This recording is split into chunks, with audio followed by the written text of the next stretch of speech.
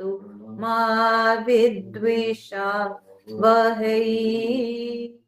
ओम शांति शांति शांति।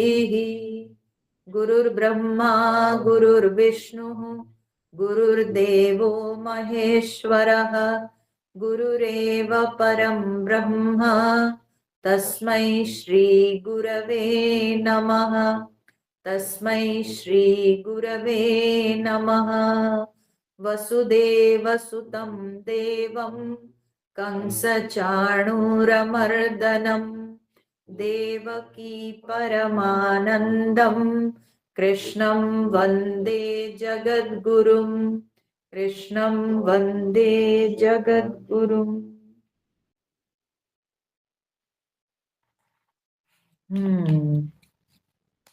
तो हम लोग पाठ कर लेते हैं। पहले हम लोग पाठ करेंगे आज 13वां नंबर श्लोक से, माने 12वां नंबर आप लोगों का होगा,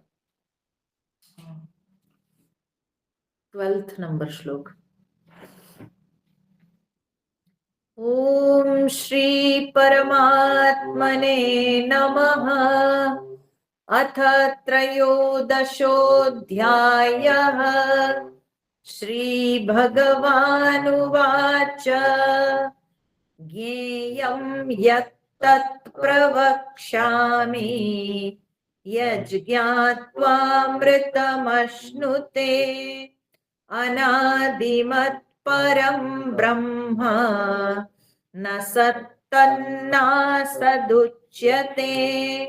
सर्वतः पाणिपादं तत् सर्वतोक्षिशिरोमुखम् सर्वतः श्रुतिमल्लोके सर्वमावृत्य तिष्ठति। सर्वतः पाणिपादं तत् सर्वतोक्षिशिरोमुखम् सर्वतः श्रुतिमल्लोके सर्वमावृत्य तिष्ठति। तो कल हम लोगों ने देखा कि भगवान ने जो प्रतिज्ञा की कि हे अर्जुन, ज्ञेयम यत् तत् प्रवक्ष्यामि, जो ज्ञेय है मैं उसको तुम्हें बताऊंगा।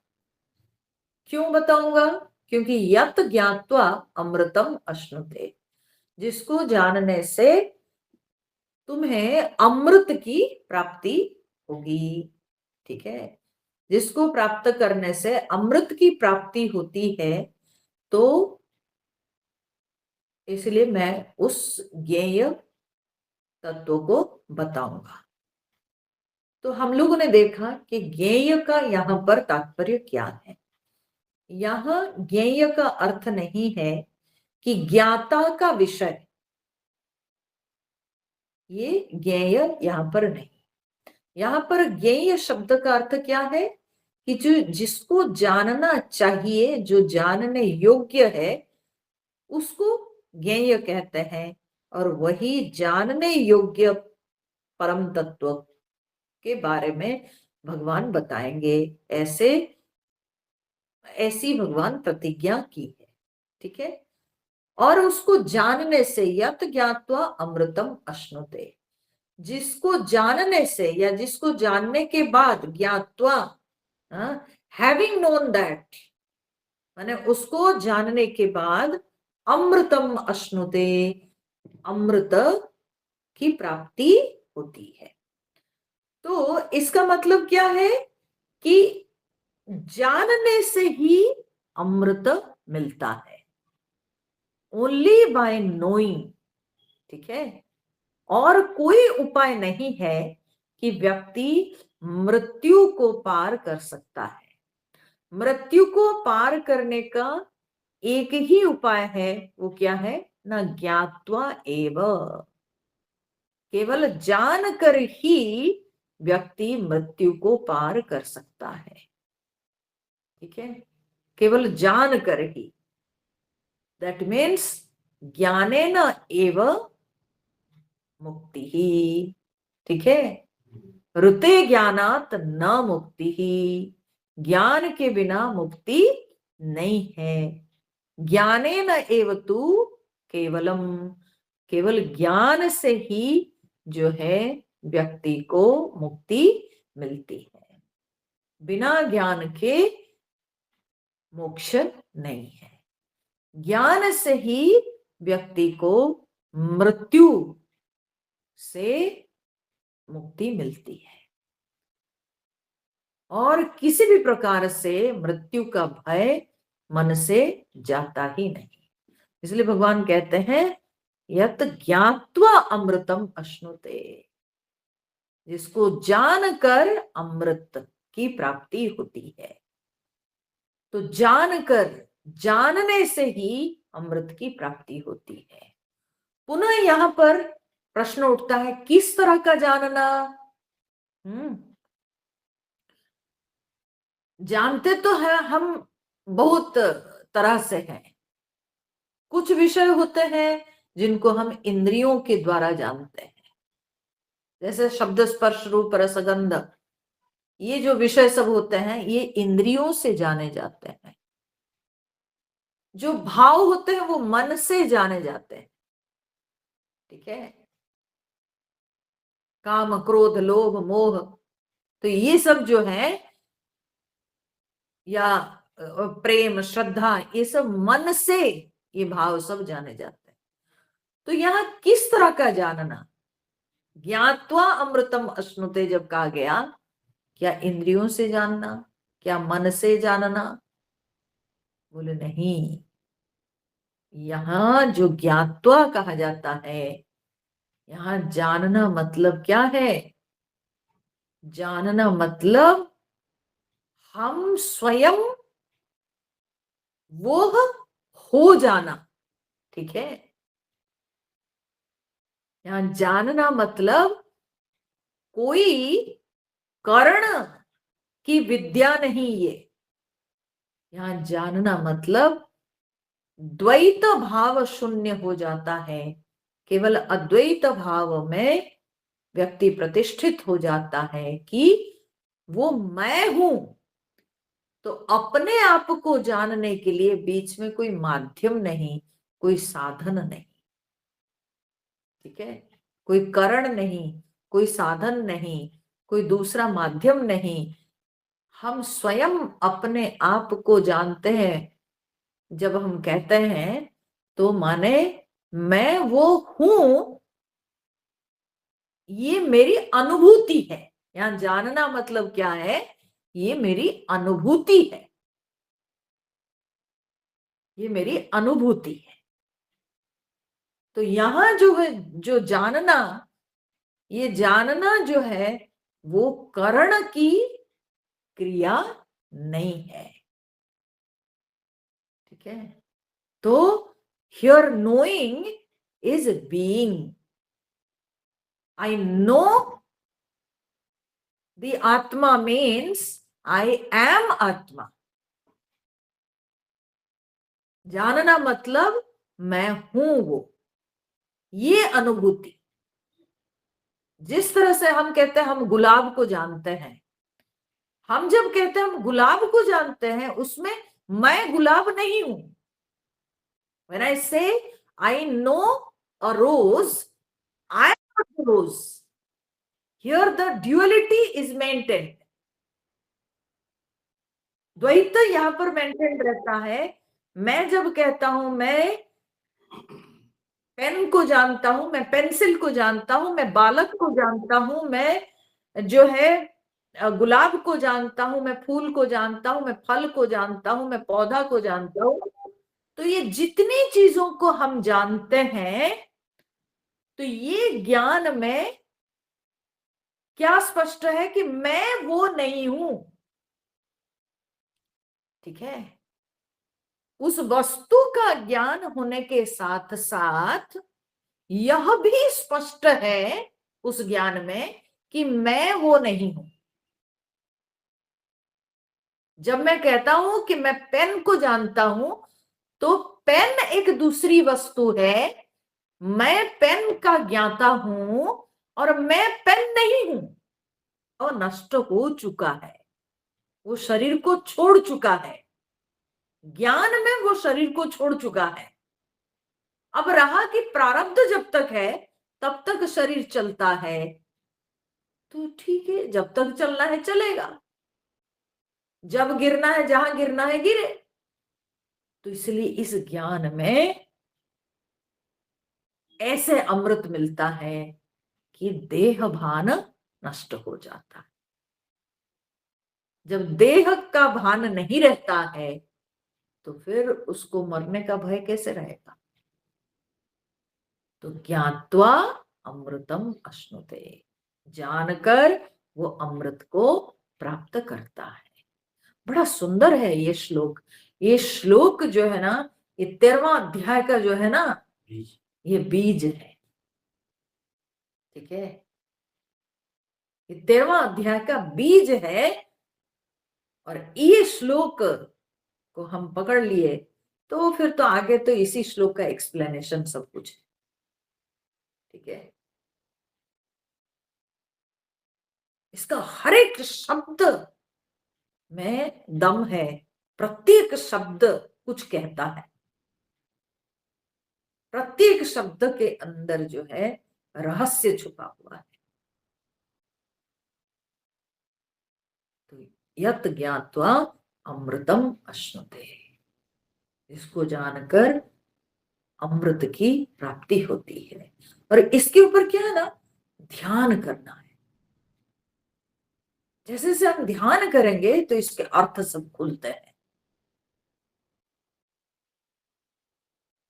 तब और स्पष्ट होता है। तो भगवान कहते हैं कि चलो मैं तुमको वो ज्ञेय तत्व को बता रहा हूं जो जानने योग्य है। वो क्या है ना, अनादिमत। मैंने कल बताया था अनादिमत कैसे है, इसका अर्थ जो आदिमत नहीं है वो अनादिमत है ना। तो आदिमत संसार को कहा जाता है, संसार है आदिमत। ठीक है, तो जो आदि से युक्त है तो वो आदिमत है। तो जो संसार बहिर्भूत है, जो संसार से विलक्षण है, तो वो है अनादिमत। ठीक है, लेकिन नॉर्मली क्या है ना, लोग इसको मत को परम के साथ मिला देते हैं। अनादि, अनादि मत परम, वो नहीं है। ठीक है, तो यहाँ है हाँ, हनुमत के समान, बुद्धिमान के समान। ठीक है, हनुमान, बुद्धिमान, श्रीमान। ठीक है, हाँ, सेम मतु प्रत्यय से हुआ है। ठीक है, उस शब्द का नाम होता है श्रीमत, हनुमत। ठीक है, बुद्धिमत, उसका प्रथमा विभक्ति एक वचन होगा बुद्धिमान, श्रीमान। ठीक है ऐसे हनुमान, लेकिन शब्द का नाम जो है वो है हनुमत, श्रीमत और भगवत। वतु मत, वतु प्रत्यय मतु प्रत्यय, ये दोनों ऐसे होते। ठीक है तो उसी तरह से अनादि मत माने अनादि मान, तो परमात्मा अनादिमान है। ठीक है, तो अनादिमान जो है, तो बोलते हैं कि आदिमान जो नहीं है वो है अनादिमान, जो आदिमान के विपरीत है वो है अनादिमान। तो आदिमान कौन है, आदिमान है संसार। ठीक है, तो अनादिमत परम ब्रह्म, और वो परम ब्रह्म है, न सत न असत उच्यते। ठीक है, तो बोलते कि ऐसा नहीं कि न सत उच्यते न असत उच्यते।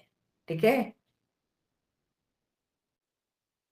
कि वो जो है वो सत नहीं या असत नहीं, हाँ, कहलाता है।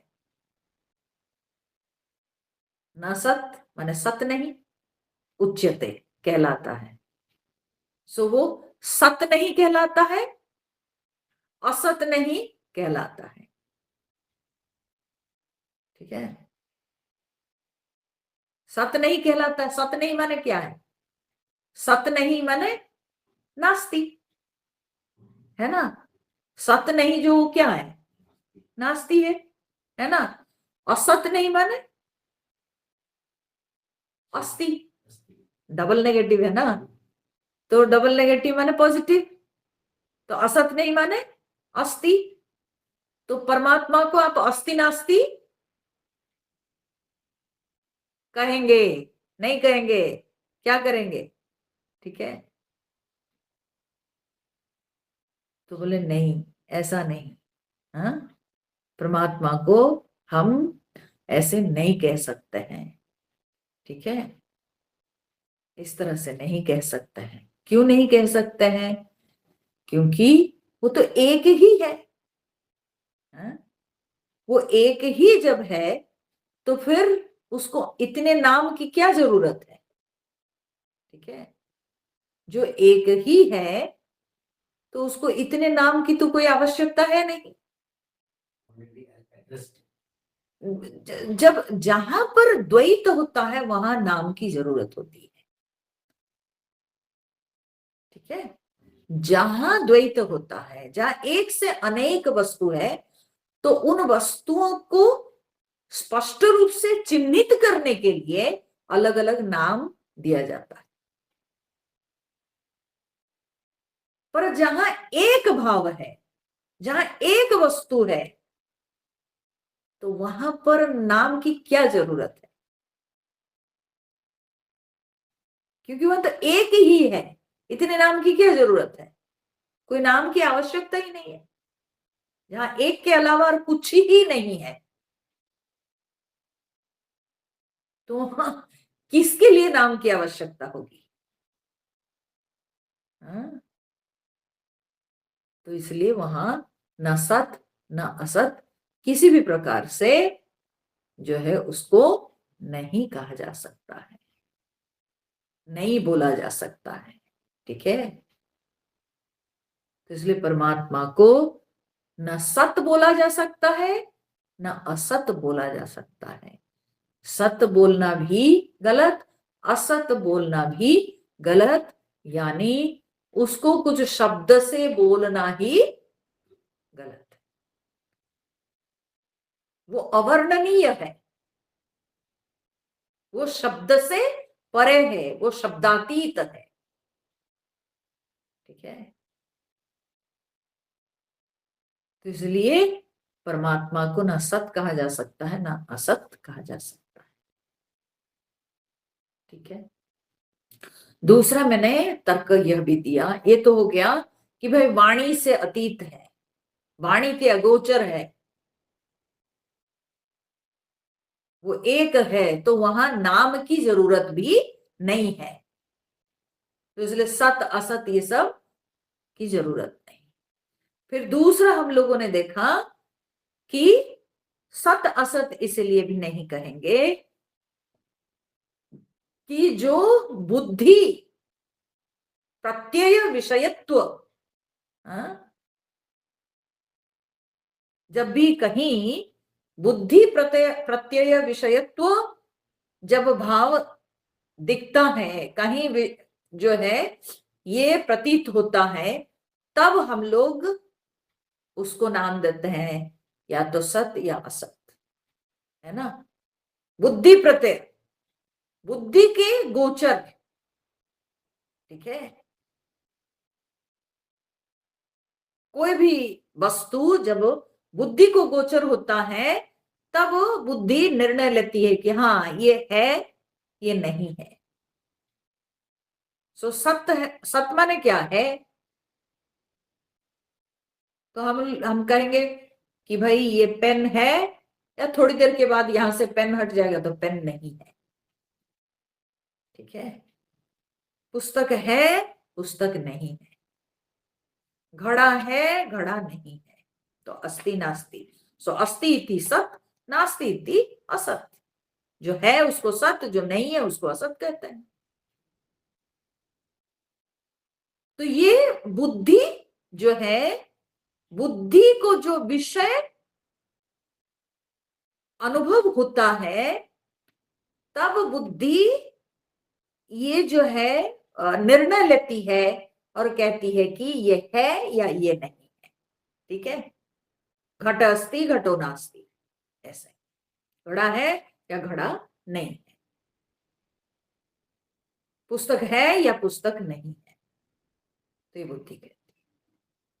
परंतु सुषुप्ति में, सुषुप्ति में विषय तो नहीं है, विषय को जानने वाली बुद्धि भी नहीं है। जो बुद्धि के विषय जब गोचर होते हैं, तब बुद्धि के जो विचार, प्रत्यय में ना वृत्ति मैंने विचार, तब जाके बुद्धि में विचार होता है कि है या नहीं। परंतु सुषुप्ति में कौन सी बुद्धि है? सुषुप्ति में तो बुद्धि नहीं है। ठीक है, सुषुप्ति में बुद्धि नहीं है, तो बुद्धि न होने पर भी कोई तो जान रहा है, बुद्धि के नहीं होने को कोई जान रहा है ना? कोई जान रहा है, कोई जान रहा है, तभी तो हम कहते हैं कि हम नींद में सोए थे। ठीक है, वहां कुछ और का ज्ञान नहीं हो रहा था, कुछ भी नहीं था। ठीक है, तो कोई तो जान रहा था। तो जो जान रहा था, तो उसको क्या कहेंगे? सत कहेंगे कि असत कहेंगे? वो तो कुछ भी नहीं था। तो इसलिए वो सत और असत से परे है। वो तो बुद्धि का विषय नहीं हुआ, तो बुद्धि तो नहीं कह रही है उसको कि वो है कि वो नहीं है। ठीक है, वो तो बुद्धि के एब्सेंस को भी देख रहा है। तो इसलिए वो सत भी नहीं, वो असत भी नहीं, वो सत असत वो दोनों से ऊपर है। ठीक है, वो सत असत से परे है। तो इस तरह से जो है कहते हैं कि जो एब्सेंस में भी रहता है, सब कुछ के एब्सेंस में भी जो रहता है, तो उसको आप क्या कहोगे? वो तो असत नहीं है, वो तो सत है। ठीक है तो जरूर सत है, लेकिन सत भी क्यों कहेंगे? क्योंकि वो तो सब अवस्था में, वो जागृत स्वप्न में भी है और सुषुप्ति में भी है, वो तो सब में है, सदा विराजमान। ठीक है, हमेशा उसकी विद्यता है। तो इसलिए उसको न सत कहा जाएगा, न असत कहा जा सकता है। सो वो सत असत से परे। तीसरी बात जो मैं सबसे इंपॉर्टेंट बात बोली थी कि हम अस्ति नास्ति के चक्कर में क्यों हैं? क्योंकि अस्ति नास्ति तो बाहर की वस्तु के लिए होती है। जब हम अस्ति नास्ति कहेंगे, तो कहीं ना कहीं हमको लगता है कि वो कोई और है, वो कोई और चीज है। पर ये तो अध्यात्म ज्ञान है। तो अध्यात्म ज्ञान में अस्ति नास्ति नहीं, अस्मि। ये अस्ति नास्ति का चक्कर खत्म हो जाएगा जब हम आ जाएंगे कहा?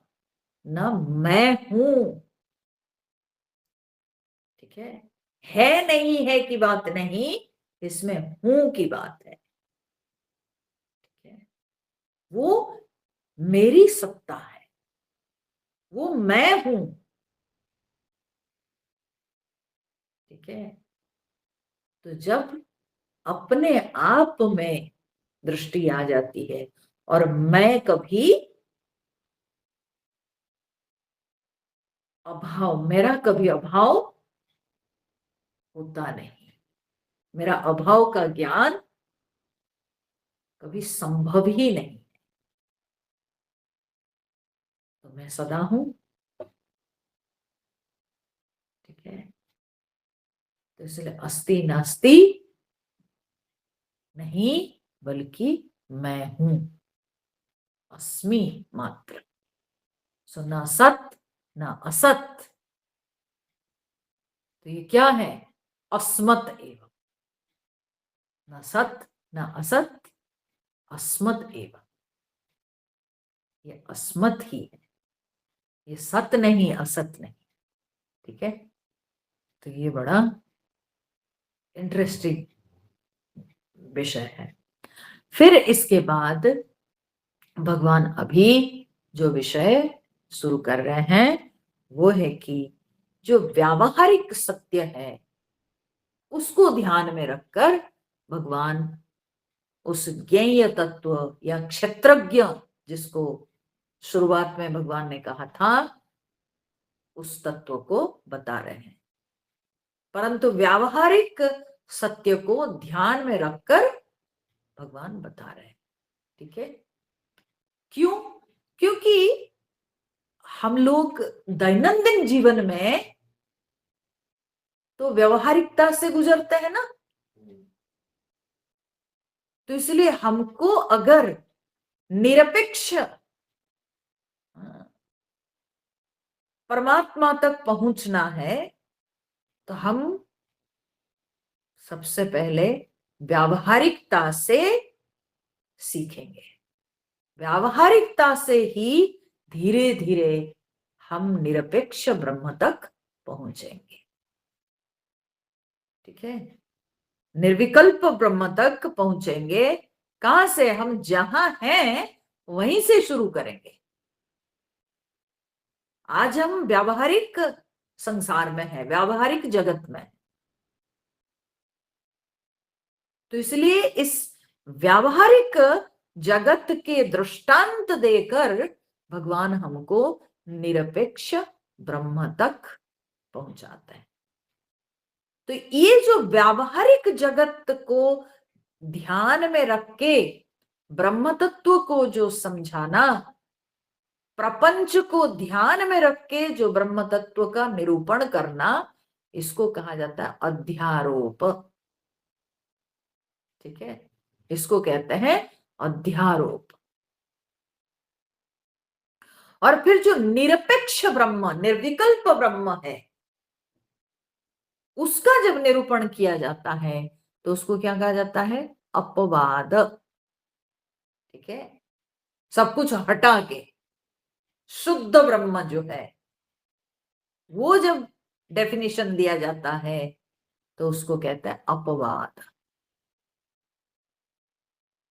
अध्यारोप, अपवाद। ठीक है,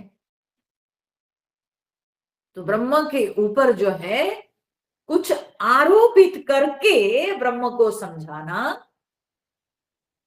ठीक है, और फिर ब्रह्म से हटाकर फिर उसको जो है शुद्ध, निरपेक्ष, निर्विकार, हाँ, के रूप से उसको प्रेजेंट करना, तो इसको कहते हैं अपवाद। ये प्रक्रिया को कहते हैं अपवाद। अध्यारोप प्रक्रिया और अपवाद प्रक्रिया। आदि गुरु शंकराचार्य कहते हैं यही जो है हमारी श्रुति परंपरा है। अध्यारोप अपवादाभ्याम निष्प्रपंचम प्रपंचते।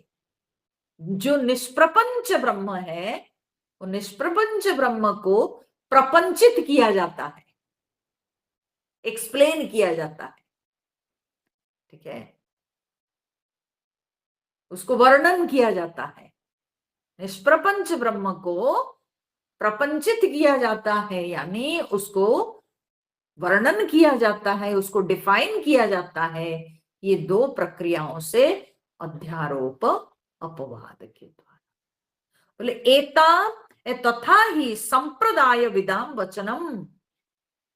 ये जो संप्रदाय विदा माने संप्रदाय विद होते हैं, जो संप्रदाय को जानते हैं, विभिन्न संप्रदाय के जो जानकार, जो विद्वान लोग होते हैं, ये उन लोगों का वचन है, ये उन लोगों का कहना है, ऐसे आदिगुरु शंकराचार्य कहते हैं। ठीक है, जो विद्वान लोग हैं वे लोग कहते हैं कि यही उपाय है, अध्यारोप और अपवाद के द्वारा ब्रह्म तत्व का निरूपण किया जाता है। तो चलिए भगवान क्या कहते हैं उसको देखते हैं हम लोग। तो भगवान कह रहे हैं यहां पर, सर्वतः पाणिपादम तत् सर्वतः अक्षी शिरो मुखम सर्वतः श्रुतिमत लोके सर्वम आवृत्य तिष्ठति। तो इसमें पूरा अध्यारोप ही अध्यारोप है। ठीक है, भगवान कह रहे हैं कि सर्वतः पाणिपादम तत्, वो जो है सर्वतः पाणी सर्वतः पादम, हाँ, चारों ओर वो जो है हाथ वाला है, पैर वाला है। ठीक है, तो इसलिए हम नहीं कह सकते हैं कि परमात्मा यहां दौड़ के नहीं आ सकते हैं। बोले दौड़ के आ सकता है, क्योंकि उनका पैर सब जगह जा सकता है, सर्वत्र उनका पैर है, वो पहुंच जाएंगे। अच्छा, हम नहीं कह सकते हैं कि परमात्मा यहां हम कुछ देंगे तो ग्रहण नहीं करेंगे। बोले सर्वतः पाणी, पाणी माने हाथ, तो उनके हाथ सर्वत्र है। हम ये नहीं मान सकते हैं कि हम यहां प्रेयर करेंगे, पता नहीं भगवान हमको जो है वर देंगे कि नहीं। बोले उनका हाथ सब जगह है, वो हर जगह वर दे सकते हैं। आप जो है गहन वन में प्रार्थना करो, आपको भगवान का वर मिल जाएगा। ठीक है, आप मंदिर में करो, आपको भगवान का वर मिल जाएगा। आप घर के कोने में करो, वर मिल जाएगा। आप गुफा में करो, वर मिल जाएगा। आप नदी तट पे करो, वर मिल जाएगा। आप पहाड़ की चोटी पर प्रार्थना करो, भगवान का वर मिल जाएगा। भगवान के हाथ सर्वत्र है, सर्वत्र सर्वत्र पाणिपादम, सर्वतः पाणिपादम तत्, वो जो है चारों तरफ हाथ पैर वाला है। ठीक है, चारों तरफ उनके हाथ पैर फैले हुए हैं। ठीक है, खाली वर देने के लिए नहीं, दंड देने के लिए भी। ये मत सोचना कि मैं यहां पाप कर रहा हूं तो देख नहीं पा रहे हैं, तो उनके हाथ दंड देने के लिए भी वैसे ही है, वो सब जगह दंड दे सकते हैं। ठीक है, तो सर्वतः पाणिपादम तत् सर्वतः अक्षि शिरो मुखम, और सब तरफ वे, अक्षी माने आंख, शिरो मतलब सिर, मुखम माने मुख। ठीक है, मुंह। तो चारों तरफ वे आंख, मुंह, सिर वाले हैं। ठीक है, तो ये क्या हुआ, ये सब अध्यारोप है ना। तो हाथ पैर आंख सिर सब आप भगवान के ऊपर जो है आप आरोप डाल रहे हो। अच्छा, यहां पर आरोप माने दोष नहीं, हाँ, लेकिन दोष हो सकता है। ब्रह्म तत्व तो निर्विकल्प निराकार चीज है, निर्गुण वस्तु है। उसमें जब हम ये सारे क्या बोलते हैं कर्ण सब, हाँ, उनके ऊपर डालते हैं, इम्पोज करते हैं, तो ये दोष भी माना जाएगा। ठीक है, तो इसलिए आरोप यहां पर भी जो है दोष है। तो क्या, ये जो है ना अध्यारोप है परमात्मा के ऊपर, हम इसको जो है इम्पोज करते हैं। ठीक है, हाथ पैर आंख नाक ये सब हम ईश्वर पर इम्पोज करते हैं। सर्वतः पाणिपादम तत् सर्वतः अक्षी शिरो मुखम, तो इसको शास्त्रीय शब्द में कहते हैं सोपाधिक ब्रह्म। इसी को कहते हैं सोपाधिक ब्रह्म, माने ब्रह्म उपाधि सहित। ठीक है, सह उपाधि, सोपाधि। ठीक है, तो जो उपाधि के साथ जो ब्रह्म, तो उसको कहते हैं सोपाधिक ब्रह्म।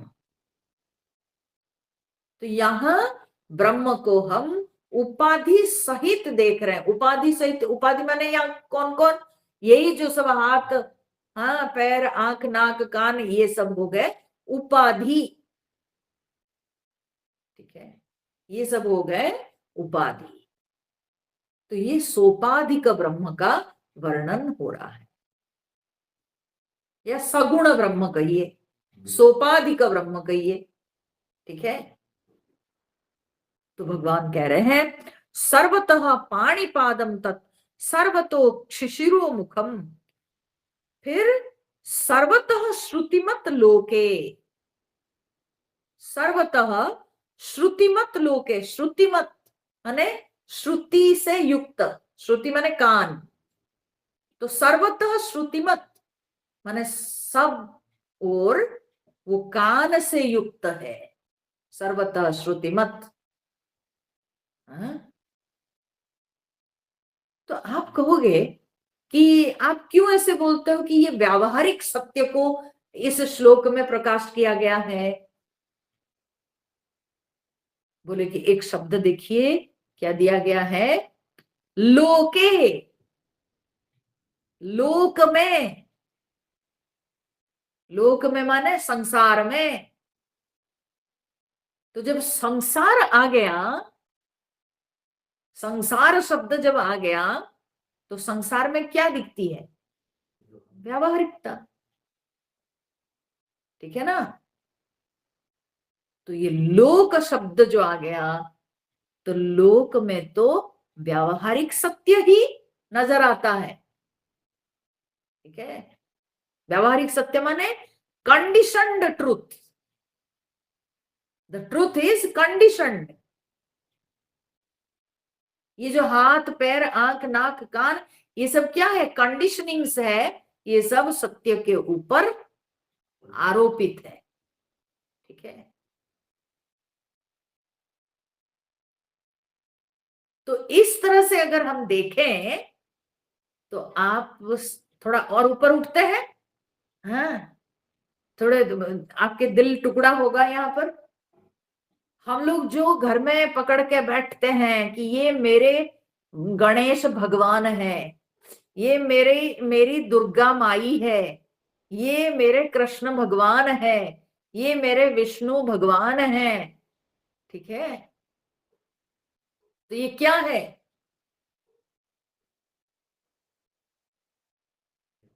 व्यावहारिक सत्य।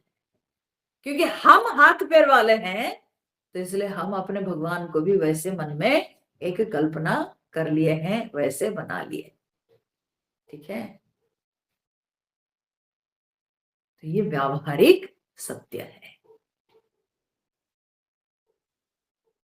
तो भगवान कह रहे हैं कि सर्वतः श्रुतिमत लोके सर्वम आवृत्य तिष्ठति, ये चारों तरफ जो है सर्वतः सर्वम आवृत्य तिष्ठति, ये सबको आवृत्य, आवृत्य मतलब आवृत करके, आवृत करके माने ढक कर, ये सबको ढक कर बैठा हुआ है, तिष्ठति, सबको ढक कर माने सबको ढककर कहने का तात्पर्य यहां पर क्या है, कहने का तात्पर्य है कि सबके अंदर व्याप्त होकर। ठीक है, ये सबके अंदर व्याप्त होकर जो है ये विद्यमान है परमात्मा, सर्वम आवृत्य तिष्ठति। ठीक है, सबको ढककर ये रह रहा है। ठीक है, अब आप देखो एक सज्जन थे, ठीक है, वो अपने घर में जो है ना, वो सब सोने की मूर्तियां रख के पूजा करते थे। गणेश जी की सोने की मूर्ति, दुर्गा जी की सोने की मूर्ति, हाँ, फिर कृष्ण भगवान की सोने की मूर्ति, सब सोने की मूर्तियां रख के वो पूजा करते थे। तो एक बार उनके घर में चोर घुसा। ठीक है, और चोर घुस के वो सब मूर्तियों को एक साथ उठाया उठा के बैग में जो है भर दिया। तो ये सज्जन जी बोलते अरे अरे अरे, मेरे गणेश भगवान, मेरे शिव भगवान, मेरी दुर्गा माता, हाँ, शक्ति माता, तो आप ये क्या कर रहे हो? आप मेरे भगवान को बैग में घुसा रहे हो? हाँ? ठीक है। तो चोर जो है और भी विद्वान था वो, ये सज्जन से भी ऊपर बढ़ के था वो। तो चोर बोलता है चुप। ठीक है, बोले कि कोई गणेश भगवान तुम्हारा नहीं, कोई शिव भगवान नहीं, कोई दुर्गा भगवती नहीं, सुवर्ण ही भगवान है। ठीक है, एक सोना ही भगवान है। ठीक है, क्योंकि गणेश अलग, गणेश की मूर्ति, गणेश का रूप अलग, शिव का रूप अलग, दुर्गा जी के रूप अलग, ये तो सब अलग अलग रूप वाले है, भगवान तो एक है। तो वो जो है विद्वान निकला चोर, बोलता है चुप करो, सुवर्ण ही भगवान है, कोई गणेश भगवान नहीं, शिव भगवान नहीं, दुर्गा भगवती नहीं। तो भगवान में कोई अलग अलग रूप आकार नहीं है, भगवान में लिंग भेद नहीं, पुरुष स्त्री नहीं, सुवर्ण ही भगवान है।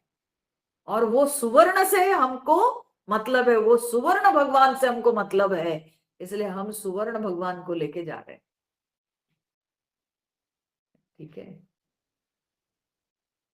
पर हम जो है तरह तरह के रूप को देख रहे हैं, तरह तरह के आकार देख रहे हैं, लेकिन असलियत में जो है परमात्मा का कोई रूप नहीं है, परंतु वो सब रूप धारण करके जो है संसार में रहते हैं। सर्वम आवृत्य तिष्ठति, वो सब में व्यापक होके, जैसे सुवर्ण सब मूर्ति में व्यापक था। तरह तरह के, देखिए आप जगत में देखिए अलग अलग वर्ण में हम सब विभाजित हो जाते हैं। ठीक है, अलग अलग वर्ण में मनुष्य जो है भिन्न भिन्न वर्ण में विभाजित है। कोई कहता है मैं ब्राह्मण वर्ण का हूं, कोई बोलता है मैं वैश्य वर्ण का हूं, कोई बोलता है कि मैं क्षत्रिय वर्ण का हूं। ठीक है, लेकिन हम भूल जाते हैं कि असलियत में ये सब में जो सत्य है वो मनुष्य ही सुवर्ण है। ठीक है, ये ब्राह्मण वर्ण, क्षत्रिय वर्ण, वैश्य वर्ण, शूद्र वर्ण में मनुष्य जो है वो सुवर्ण है, क्योंकि हम सब मनुष्य है, हम सब मनुष्य है, और मनुष्य जो है हम सब एक है, हम मनुष्य जाति। ये जो अलग अलग वर्ण में विभाजन होना, ये व्यावहारिक सत्य है, ये व्यावहारिक सत्य है। मनुष्य ही अलग अलग जो है वर्गों में, वर्णों में बटा हुआ है सब मनुष्य। तो जैसे वो सारी मूर्तियां जो है सुवर्ण है, तो सबके अंदर कॉमन क्या है ना, सुवर्ण। वैसे ही सारे वर्णों में कॉमन क्या है ना, मनुष्य। सो मनुष्य ही सुवर्ण है, और जो वर्ण है वो सब केवल कल्पित है ना, सब कल्पित है। तो इसलिए भगवान यहां पर जो है ये व्यावहारिक सत्य को सूचित करते हैं पहले, और व्यावहारिक सत्य को सूचित करके फिर कहते हैं कि सर्वम आवृत्य तिष्ठति, ये सबको आवृत करके, ये सब में व्यापक होकर रहता है। ठीक है, सर्व सब में ये फैला हुआ है। ठीक है, ये हाथ में भी है, पैर में भी है, आंख में भी है, नाक में भी है, सिर में भी है, सब में है। ठीक है, सब में है। सब में व्यापक होकर जो है ये रहता है। तो परमात्मा की व्यापकता को यहां पर जो है देखना चाहिए। अब देखो, जब हमारे शरीर में हम हाथ पैर आंख नाक कान के चिंतन करते हैं, एक नाखून भी, उसमें भी मैं हूं, है ना। यहां पर भी मुझे मैं भाव होता है, यहां पर भी मैं भाव होता है, पैर में भी छूते तो यहां पर भी मैं भाव होता है ना। आपाद तल मस्तक, है ना। पैर से लेकर के, पैर के तल से लेकर के मस्तक तक सर्वत्र मैं हूं। तो मैं की व्यापकता, सब में मैं हूं, ये मेरी व्यापकता, ये शरीर के हर जगह, हर कोने, हर अंग में मैं हूं। तो ये शरीर में मेरी व्यापकता है। तो परमात्मा की व्यापकता को सर्वत्र अनुभव करना, ईश्वर की व्यापकता, ठीक है।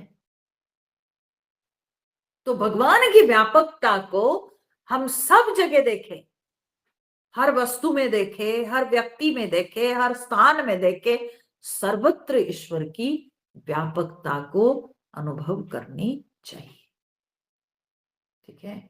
अनुभव करना आवश्यक है। सर्वम आवृत्य तिष्ठति, ठीक है।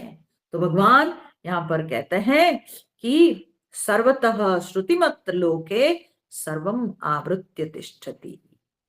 जिस तरह से क्या होता है कि व्यापकता की जहां तक बात है, तो आदिगुरु शंकराचार्य बहुत सारे उदाहरण भिन्न भिन्न शास्त्रों में, जैसे आत्मबोध कहिए, विवेक चूड़ामणि कहिए, ये सब में बहुत सारे जो है ना ये व्यापकता के दृष्टांत उन्होंने दिया। तो जिस तरह से आप देखिए कि हम जल की व्यापकता को देखेंगे लहरों में, ठीक है। लहरों के आकार हैं, अलग अलग आकार है, लेकिन सबके अंदर व्यापक कौन है? जल। सबके अंदर जल व्यापक है, ठीक है। उसी प्रकार से एक तप्त लौह पिंड, ठीक है, एकदम जो है गरम एक लोहे का जो है टुकड़ा, तो उसमें अग्नि चारों तरफ व्यापक है। उस लौह पिंड में चारों तरफ जो है अग्नि व्यापक है, सर्वत्र व्यापक है, ठीक है।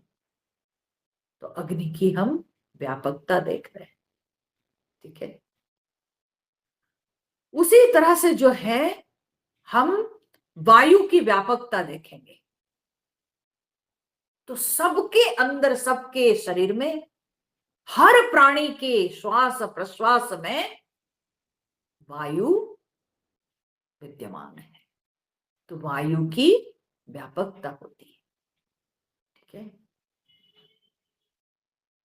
उसी प्रकार से आप जितने सारे जो है मिट्टी के बनाए हुए बर्तन हैं, तो सबके अंदर व्यापक कौन है ना? मिट्टी, मृत्तिका, ठीक है, वो व्यापक है, ठीक है। फिर प्रत्येक स्थान में आकाश व्यापक है। अब देखिए, सर्वत्र, चाहे वो खाली घड़े के अंदर कहिए, चाहे वो गृह के अंदर कहिए, चाहे वो मैदान में कहिए, तो सर्वत्र जो है आकाश व्यापक है। तो इस प्रकार से जो है व्यापकता, जैसे ये पंच महाभूतों की व्यापकता, ठीक है, हम देखते हैं तो धीरे धीरे इस व्यापकता को आत्मा तक बढ़ानी है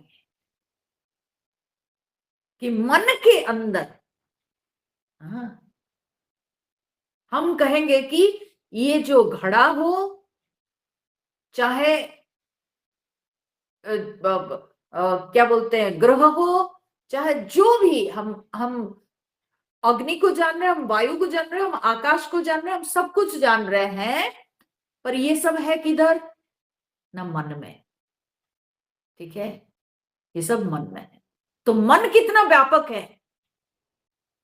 हाँ? मन की पहुंच सब तक है। ठीक है, मन कितना व्यापक है।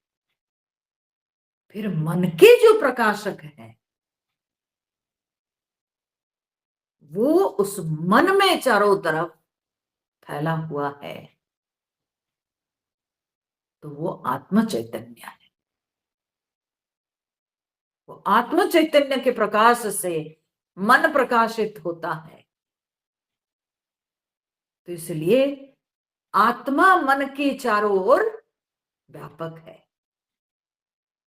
फिर उस आत्म चैतन्य के प्रकाश को लेकर मन जो है ये सारे पंच तत्वों को प्रकाशित करता है। तो इस तरह से जो है आत्मा की व्यापकता को अनुभव करना चाहिए कि वो सूक्ष्माति सूक्ष्म है, वो सबके पीछे मेन सोर्स ऑफ लाइट।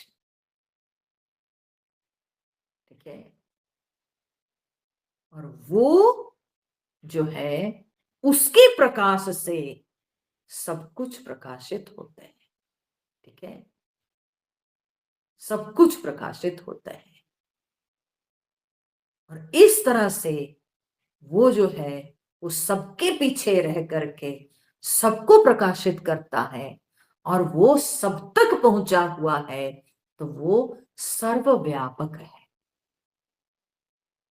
वो सर्वव्यापक है। ठीक है, तो इसलिए सर्वम आवृत्य तिष्ठति,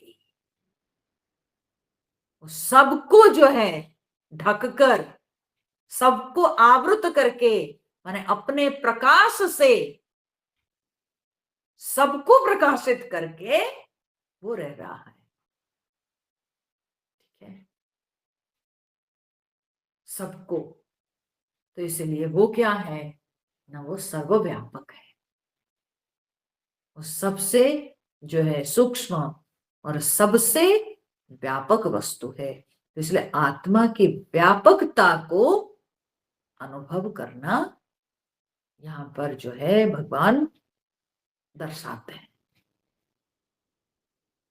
व्यावहारिक सत्य से धीरे धीरे भगवान जो है ना ऊपर बढ़ते हैं। सर्वतः पाणिपादम, हाथ पैर वाला से लेकर के भगवान धीरे धीरे कहाँ चले गए?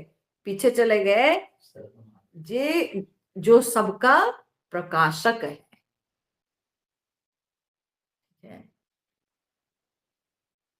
तो व्यावहारिक सत्य से भगवान धीरे धीरे ऊपर उठ गए।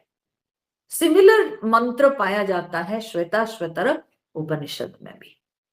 हाँ, अपाणिपादो जवनो गृहीता पश्यति अचक्षुः स शृणोति अकर्णः।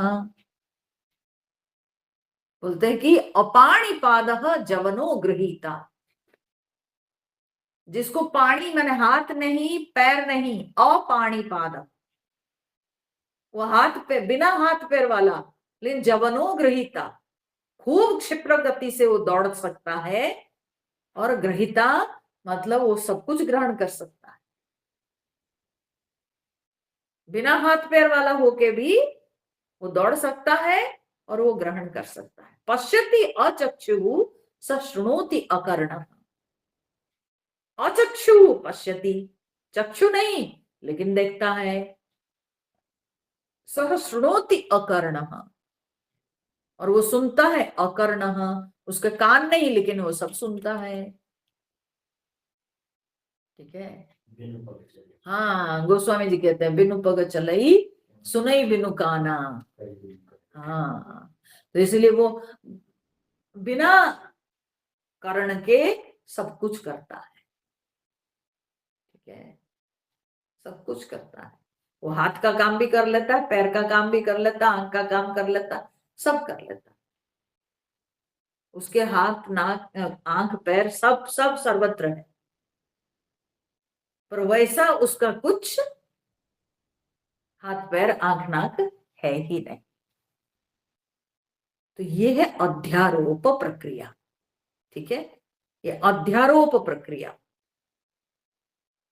इसको क्या होता है ना, साधारण लोग जो शास्त्र को बहुत ज्यादा अध्ययन नहीं किए हैं, उनको ये थोड़ा समझने में कठिनाई होती है।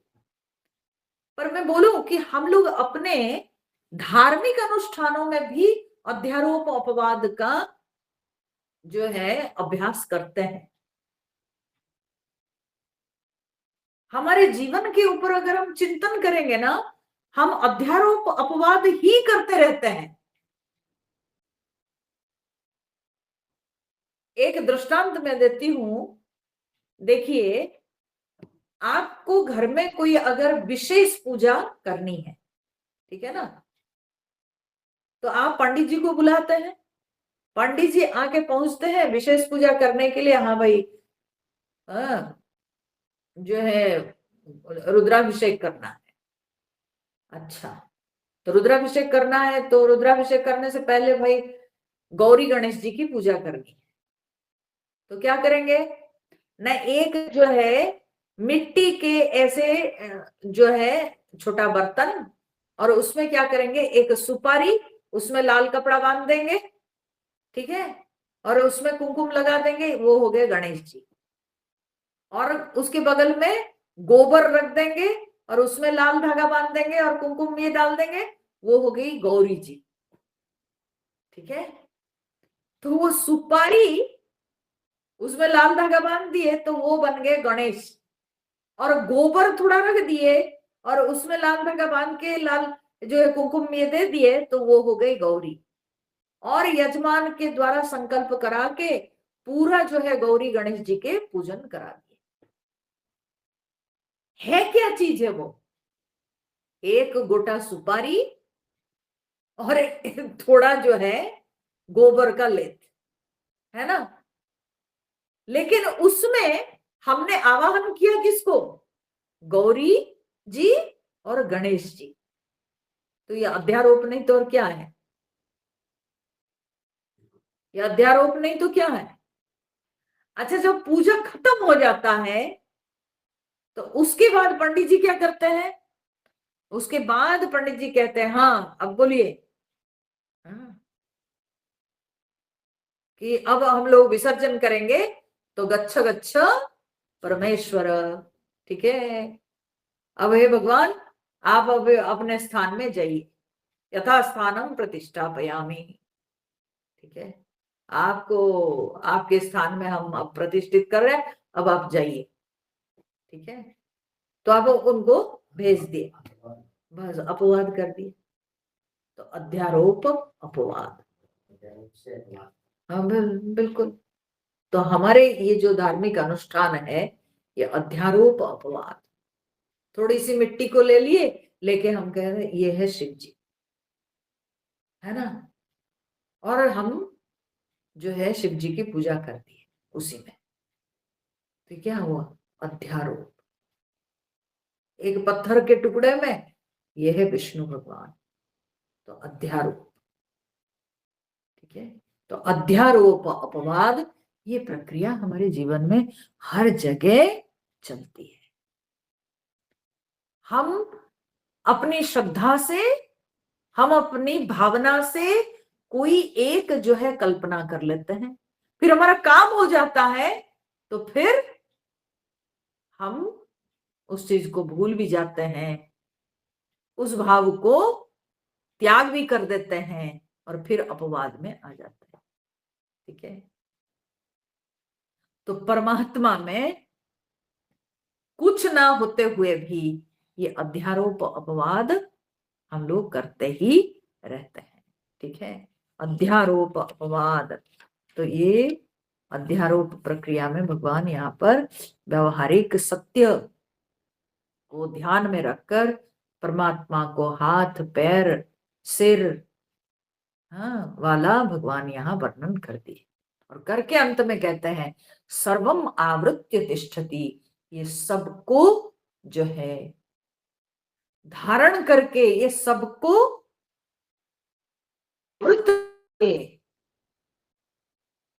ये जो है विद्यमान है, परमात्मा ऐसे विद्यमान है कि सबको अपने अंदर धारण करके, ठीक है, सर्वम आवृत्य तिष्ठति।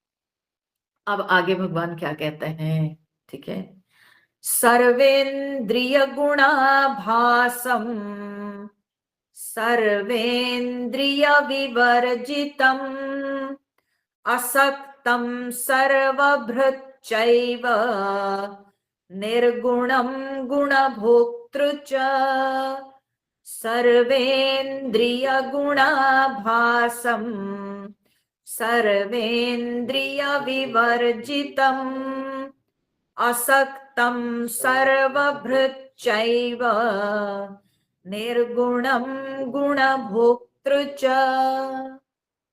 अब देखिए यहां पर भगवान दोनों चीज अध्यारोप और अपवाद दोनों को सूचित करते हैं, ठीक है। कहते सर्व इंद्रिय गुणाभासम, सर्व इंद्रिय गुण आभासम, सारे इंद्रियों के गुणों का जो है ना इसमें आभास होता है। सर्व इंद्रिय गुण आभासम, सत्य जो है सर्वेंद्रिय गुणाभासम, सारे इंद्रियों के इंद्रिय और गुण के आभास जिसके अंदर है तो वो है ब्रह्म, ठीक है। सब लक्षण है इसमें, सारे इंद्रिय, सारे इंद्रियों के गुण, ठीक है, सबका आभास है उसमें, सर्वेंद्रिय गुणाभासम। अच्छा, जब सर्वेंद्रिय गुणाभासम कहा जा रहा है यहां पर ध्यान दीजिएगा कि जब भगवान यहां पर कहते हैं कि सारे इंद्रियों के गुण, क्या हम लोग समझते हैं सारे इंद्रियों का गुण? हमारी दृष्टि कहां तक जाती है? हमारी दृष्टि यहीं तक जाती है, सारे इंद्रियों के गुण मतलब है आंखों से देखना, कानों से सुनना, नाक से गंध ग्रहण करना, जिह्वा से रस आस्वादन करना, ये सब हो गए इंद्रियों के गुण। और ये सारे गुण परमात्मा में पाए जाते हैं, ठीक है, सब कुछ उनके अंदर है, इंद्रियों की सारी चेष्टाएं, ठीक है, ये सब परमात्मा के अंदर है, ठीक है। हम यही समझते हैं ना। बोले अच्छा, सारे इंद्रियों के गुण में केवल देखना, सूंघना, सुनना है, और जो इंद्रियों के देवता सब है वो कौन है?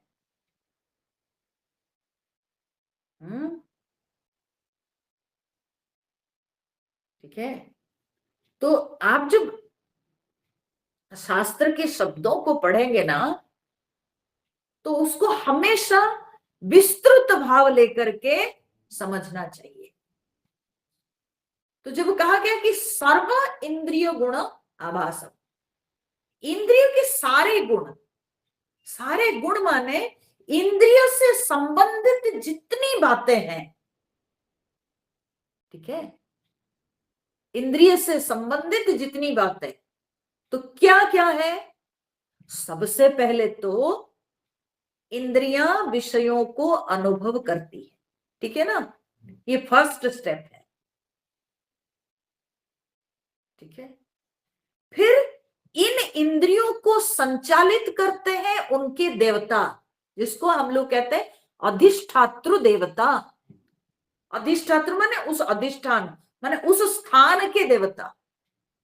तो जैसे आंख के देवता सूर्य है, है ना, जिह्वा के वरुण देव हैं, ठीक है, तो कान के दिक देवता है। तो ऐसे ये जो सारे देवता है वो भी तो इंद्रिय के, हाँ, इंद्रिय से संबंधित है, ठीक है। तो जब इंद्रिय विषयों को देख रहे हैं, उस प्रक्रिया में उनके देवता भी तो इन्वॉल्व है।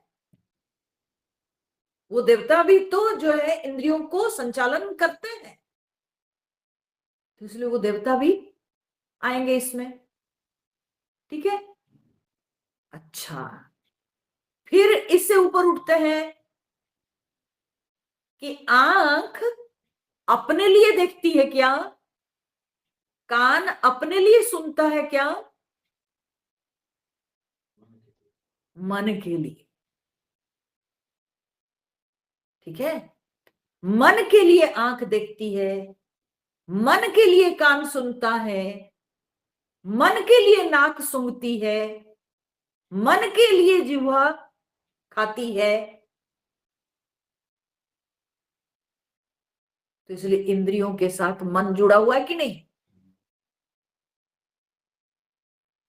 तो जब हम इंद्रिय, सर्व इंद्रिय गुण, हाँ, तो मन आ गया कि नहीं, हाँ, तो मन आया, तो फिर मन में जो है हमारे विभिन्न प्रकार के अनुभव होते हैं, मन को कोई संचालन करता है तभी तो मन का देवता बैठा हुआ है, तो चंद्रमा, तो वो भी आया, है ना। फिर उसके बाद फिर केवल मन तक होके तो नहीं रुकता है, फिर मन को कोई कहता है कि देखो बस अब हो गया, अब रुको, अब तुम बहुत देख लिया, हम टीवी देख रहे हैं बैठ के, 2 घंटा देख लिए, 3 घंटा देख लिए, कोई कहता अब चलो उठ के, अब तुम चलो, अब ना देखो, अब टीवी नहीं देखो, अब तुम चलो, अब तुम लिखो, अब तुम पढ़ो। तो ये कौन कहता है, बुद्धि कहती है कि तुम अभी बहुत देख लिए, इतना टीवी देखना अच्छा नहीं, तो अब उठो जाके पढ़ो। तो बुद्धि जो है उसको बताती है, तो बुद्धि के बात को मन मानता है ना, तो मन के साथ बुद्धि भी जुड़ी हुई है। तो मतलब मेरा कहने का अर्थ है कि जब भगवान यहाँ एक शब्द प्रयोग किए कि सर्वेंद्रिय गुणाभासम, इसको केवल इंद्रिय मात्र समझिएगा नहीं, ये केवल इंद्रिय मात्र की बात नहीं हो रही है। भगवान जब कहते हैं सर्व इंद्रिय गुणाभासम, माने ये केवल मात्र इंद्रिय नहीं बल्कि इंद्रिय से संबंधित जितने सारे तत्व हैं वो सब के सब आ जाते हैं।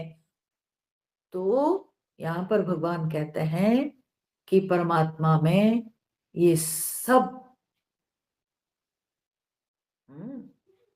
रहते हैं, ये सब उसके अंदर विद्यमान है।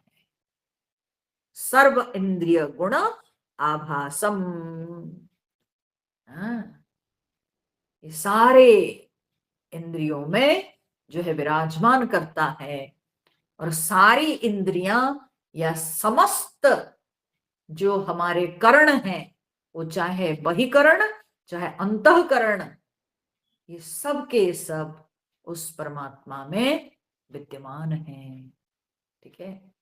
सर्व इंद्रिय गुण आभासम, समझ में आ रहा। तो इसलिए कितना व्यापक अर्थ हो गया, ठीक है। तो इंद्रिय गोलक से लेकर ये जो स्थान सब है इंद्रिय कहा गया, तो ये सब जो गोलक, आंख का ये स्थान है गोलक, ये कान का स्थान है, ठीक है, ये गोलक है, ये नाक का स्थान है, ये गोलक है, ये मुख का स्थान है, गोलक है। तो ये गोलक से लेकर, ठीक है, इसके अधिष्ठातृ देवता से लेकर, इनके विषयों से लेकर, फिर उसके ऊपर जो बैठा हुआ, ये सारी इंद्रियों का जो इंद्र है मन, वो मन, फिर मन के देवता, फिर मन के ऊपर बैठा हुआ बुद्धि, ये सब तक जो है ये शब्द के अंदर आ जाता है। आई बात समझ में? सर्व इंद्रिय गुणाभासम, सारे इंद्रियों के गुण, ठीक है, इसके अंदर सारे इंद्रियों का गुण जो है आभासित होता है, ये परमात्मा में सब है, ठीक है। आखिर कहाँ रहेगा सब? सब वही परमात्मा में, तो इसलिए ये सब उसके अंदर है। फिर क्या कहते हैं ना, सर्व इंद्रिय विवर्जितम। फिर भगवान दूसरे शब्द में क्या बोल दिए? सर्व इंद्रिय विवर्जितम, बोले सारी इंद्रियां विवर्जित है, कुछ नहीं उसके अंदर। तो जब सर्व इंद्रिय बोल दिए, फिर उसी तरीके से समझना है, सर्व इंद्रिय माने इंद्रियों से संबंधित हमारे व्यक्तित्व के जितना स्तर है, ठीक है, अन्नमय कोश, प्राणमय कोश, मनोमय, विज्ञानमय कोश तक सब, सबके सब भगवान बोलते हैं कि सब कुछ विवर्जित है, कि कुछ नहीं है। तो क्या हुआ? पहले सर्वेंद्रिय गुणाभासम में अध्यारोप, सर्वेंद्रिय गुण विवर्जितम अपवाद, ठीक है। तो दोनों साइमल्टेनियसली चल रहा है, ठीक है। तो यद्यपि सारे इंद्रिय से विवर्जित है परमात्मा, लेकिन सारे इंद्रियों के गुण उसमें आभास हो रहा है, ठीक है। सारे इंद्रियों से विवर्जित है वो उसके अंदर कोई इंद्रिय नहीं, कुछ नहीं, लेकिन फिर भी सारे इंद्रियों के गुण उसमें दिख रहा है, उसमें कुछ नहीं लेकिन उसमें सब दिख रहा है। तो असक्तम सर्वभृत, ठीक है, वो असक्त है, वो अनासक्त है, ठीक है, वो असक्त होकर भी सर्वभृत माने सबका धारण करने वाला, ठीक है। वो किसी के साथ जो है सटा हुआ नहीं है, लेकिन फिर भी सबको धारण करने वाला। कैसे? बोले जैसे आकाश में सब वस्तुएं हैं, है ना, सब वस्तुएं आकाश में हैं, परंतु आकाश लिप्त है क्या? बिल्कुल लिप्त नहीं। रात्रि के समय जब हम आकाश को देखते हैं तो क्या दिखता है? तो काला घना अंधकार, अमावस्या की रात, एकदम घना अंधकार, बिल्कुल जो है लगता है जैसे कोई एक बड़ा काला कंबल को ओढ़ लिया है आकाश, है ना। और फिर सवेरे होते ही हम लोग देखते हैं आकाश एकदम सफेद, और जो ऊपर देखते हैं तो नीलिमा, एकदम नीलापन दिखता है आकाश में। तो रात को काला, दिन में नीला, तो आकाश में ये सब कुछ है क्या? कुछ नहीं, ठीक है, कुछ नहीं। पूर्णिमा की चांद जब दिखता है, तब चांद की किरण, उसमें कितनी मिठास है। और सवेरे जब सिर पर सूरज रहते हैं तो कितना खटास है ना। तो ये मिठास, ये खटास, ये आकाश में है क्या? कुछ नहीं, ठीक है।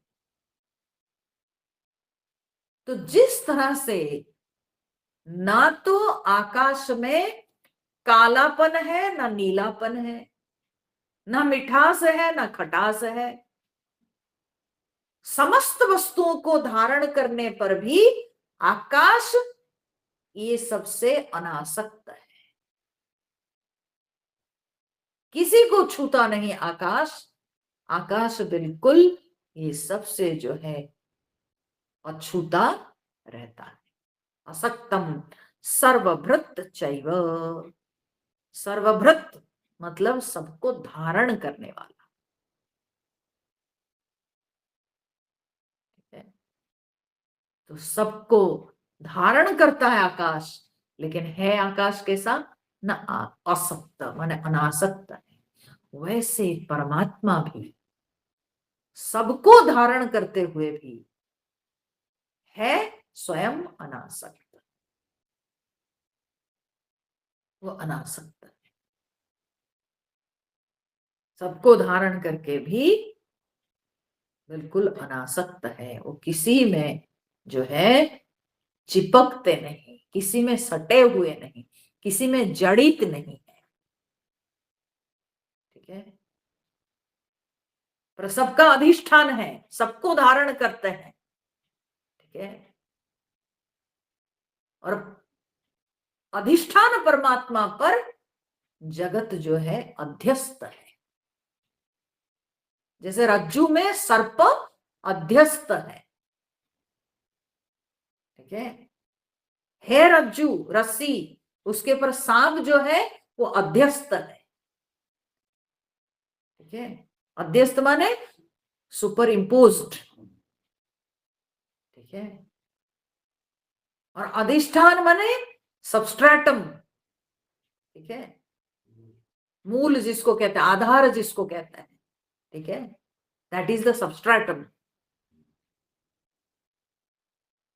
तो अधिष्ठान पर ये जगत जो है अध्यस्त है।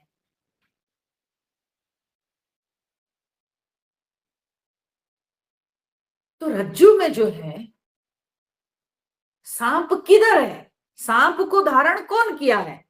रज्जू ही धारण किया है ना, रज्जू ही धारण किया है। तो सर्प जो है वो रज्जू के ऊपर अध्यस्त है, क्योंकि कोई भी अध्यास के लिए ये जो प्रक्रिया है ये क्या है ना, अध्यास, ठीक है। ये अध्यास प्रक्रिया है। तो कोई भी अध्यास के लिए, इंपोजिशन के लिए एक कोई बेस तो चाहिए ना। बिना अधिष्ठान के कोई अध्यास हो पाएगा क्या? अब कुछ नहीं है, शून्य है, उसमें आप कैसे कोई कल्पना करेंगे? कुछ है तब भी आपकी कोई कल्पना चलेगी, अरे शायद ये वो है ना। कुछ भी नहीं है, अगर महाशून्य है तो उसमें आप कल्पना क्या करिएगा? तो कुछ तो अधिष्ठान। तो इसीलिए अध्यस्त किसमें रहता है? अध्यस्त का धारण करने वाला कौन है? अधिष्ठान है। बिना अधिष्ठान के अध्यस्त कभी टिक नहीं सकता है, ठीक है। परमात्मा अधिष्ठान है, उसके ऊपर संसार अध्यस्त है, लेकिन बिना परमात्मा के संसार टिक नहीं सकता है। लेकिन इल्यूजन जो है वो कोई एक फैक्ट पर बनता है, ठीक है। तो वो जो फैक्ट है वो परमात्मा है यहां पर, और उसके ऊपर संसार रूपी जो इल्यूजन है वो बनता है। तो असक्तम सर्वभृत चैव, सबको धारण करते हैं लेकिन स्वयं क्या है ना, अनासक्त है। निर्गुणम गुणभोक्तृ च, और निर्गुण होकर भी गुणों के भोक्ता है, ठीक है।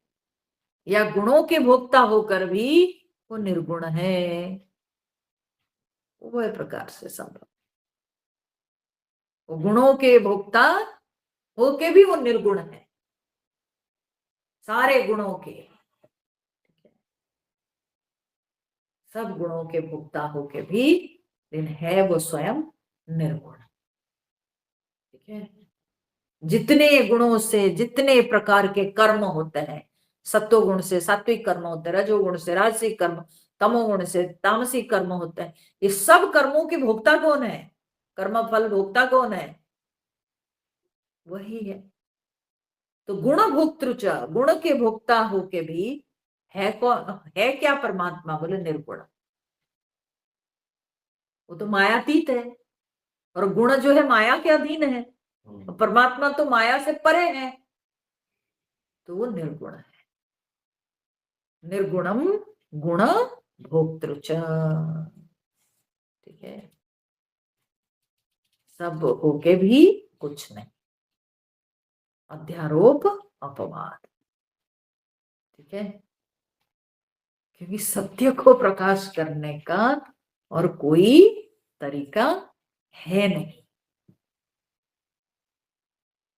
क्योंकि निर्भर करता है कि व्यक्ति कहां खड़ा है।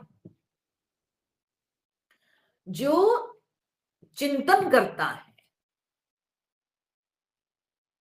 जो सत्य की खोज कर रहा है, ठीक है, वो कहां खड़ा है? ठीक है, वो जहां खड़ा है, उसका जहां आधार है, तो वहीं से उसके लिए सत्य का डेफिनेशन बनता है। ठीक है ना? तो आप एक किनारे पे हो, तो आप जो देख रहे होंगे, आपको जैसे दिख रहा होगा, तो आप उसी तरह के अपने अनुभव के आधार पर आप सत्य का डेफिनेशन बनाओगे। मैं जिस किनारे खड़े होंगी, तो मुझे जो दिखता होगा, मेरी जो अनुभूति होगी, तो मेरा डेफिनेशन वैसा ही बनेगा। ठीक है ना? तो इसलिए प्रत्येक साधक की अनुभूति के अनुसार सत्य की संज्ञा बनती है ना? हर कोई जैसे जैसे देख, हाँ? हम लोग अगर पुराण शास्त्र पढ़ेंगे तो अरे बाप रे बाप, भगवान के ऊपर तो बहुत प्रकार के ये लगा है ना? जो छल कपट करने वाला है वो भगवान को कहता है तुम तो बहुत बड़ा छली हो, छलिया हो, है ना, कपटी हो। तो जो जैसे है वो वैसे ही परमात्मा को समझता है। तो ये जो है, सत्य की कोई संज्ञा है नहीं, परंतु प्रत्येक साधक, प्रत्येक चिंतक अपने अनुसार अपनी अनुभूति के आधार पर सत्य को पहचानता है, और वैसे ही उसके लिए सत्य की संज्ञा बन जाती है। तो इसलिए भगवान यहाँ पर दोनों प्रकार के व्यावहारिक सत्य को लेकर उन्होंने बताया, और फिर पारमार्थिक सत्य को भी उन्होंने प्रकाश किया। पारमार्थिक सत्य माने अपवाद, असक्तम वो अनासक्त है, निर्गुण माने वो गुण रहित है, ये हो गया पारमार्थिक सत्य, एब्सोल्यूट ट्रूथ। ठीक है, परंतु सोपाधिक सत्य क्या है? सोपाधिक सत्य तो बहुत हो जाएगा, क्योंकि सबका अलग अलग प्रकार का भाव है, सबकी दृष्टि अलग है, तो बहुत प्रकार से हो जाएगा। कोई कहेगा मेरा भगवान तो गोरे हैं, कोई कहेगा मेरा भगवान तो काला है, कोई कहेगा मेरा भगवान तो टेढ़े है, कोई कहेगा मेरा भगवान तो सीधा है ना? यस, इसलिए सत्य नहीं असत नहीं कुछ नहीं। तो इस तरह से भगवान जो है प्रकाश कर रहे हैं, और आगे भगवान क्या कहते हैं वो भी बड़ा इंटरेस्टिंग है। वो हम लोग जो है फिर कब सुनेंगे? फिर सुनेंगे कभी। फिर तो थर्सडे फ्राइडे, ठीक है। ओके, हरिओम तत्सत। ओम पूर्णमद पूर्णमिदं पूर्णात् पूर्णमुदच्यते पूर्णस्य पूर्णमादाय पूर्णमेवावशिष्यते। ओम शांति शांति शांति। हरि ओम श्री गुरुभ्यो नमः। हरि ओम।